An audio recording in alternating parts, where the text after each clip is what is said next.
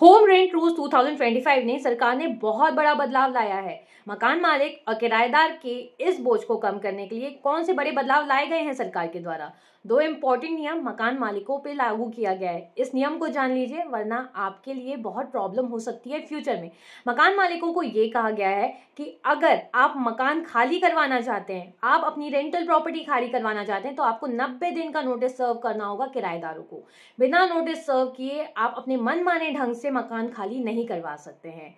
Second important नियम क्या लाया गया है? सेकेंड इंपॉर्टेंट नियम ये है कि अगर आप किराया बढ़ाते हैं तो आपको लिखित सहमति लेनी पड़ेगी किराएदारों से। अगर आप ये लिखित सहमति नहीं लेते हैं तो किराया बढ़ाना अवैध माना जाएगा।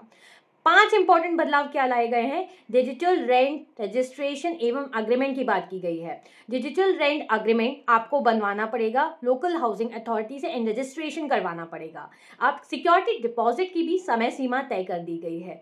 वैसे अगर आप रेसिडेंशियल प्रॉपर्टी लेते हैं किराए पे तो आपको 2 महीने का किराया भरना पड़ेगा। वैसे ही अगर कमर्शियल प्रॉपर्टी के लिए आप जाते हैं तो आपको 6 महीने का सिक्योरिटी डिपॉजिट करना पड़ेगा, ताकि किराएदारों पे आर्थिक बोझ ना बढ़े। इसलिए ये नियम लाया गया है। अगर आप रेंट बढ़ाते हैं तो मकान मालिकों की ये जिम्मेदारी है कि आज 5% की दर से रेंट बढ़ा सकते हैं, वो भी इन्फ्लेशन के हिसाब से, और अधिकतम ये 10% तक जाएगा। इसके लिए 90 दिन का नोटिस भी सर्व करना इंपॉर्टेंट है मकान मालिकों के ऊपर। अब मेंटेनेंस की बात करूँ, रख रखाव की बात करूँ, तो सिर्फ मालिकों की जिम्मेदारी नहीं है कि प्रॉपर्टी को मेंटेन करें जिस प्रॉपर्टी को उन्होंने रेंट पे दिया है। ये किराएदारों की भी जिम्मेदारी है कि प्रॉपर्टी की सही तरीके से देखभाल हो और उस प्रॉपर्टी का ध्यान रखा जा सके, ताकि उसका मेंटेनेंस प्रॉपर हो सके। अब अगर मैं इसके लिए कोई विशेष ट्रिब्यूनल गठन किया गया है तो बिल्कुल इसके लिए विशेष ट्रिब्यूनल गठन किया जा रहा है।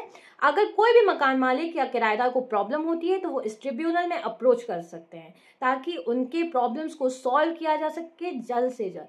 Stay tune with me with my channel law is life. उससे पहले मेरे चैनल को सब्सक्राइब कीजिए, वीडियो को लाइक कीजिए एंड इस वीडियो को ज़्यादा से ज़्यादा लोगों के साथ शेयर कीजिए। Bye everyone.